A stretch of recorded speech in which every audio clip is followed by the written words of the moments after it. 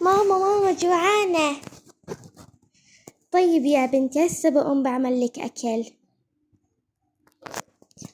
تعبتني، خليني أعمل لها بيضة. بدي أفتح المقلة وأحط لها البيضة، إن شاء الله تعجبها. ماما جهزت البيضة؟ يا حبيبتي جهزت، هسه بروح بجيب لك إياها. هاي أحلى صحن، أحط لها البيضة. هيا ماما يا حبيبتي جبت لك البيض. ماما أنا ما بحب البيض، أنا ما بدي أكل بيض. يا ماما أنتي قلتيلي إنك بدك تاكلي بيض. لا خلاص غيرت رأيي، بس يا ماما جوعانة.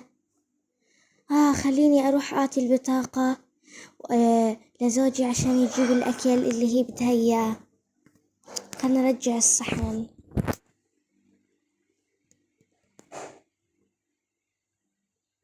وأخيرا لقيت البطاقة.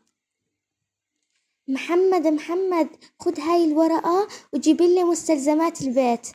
أعطيني إياها هسه بروح بجيب لك مستلزمات البيت.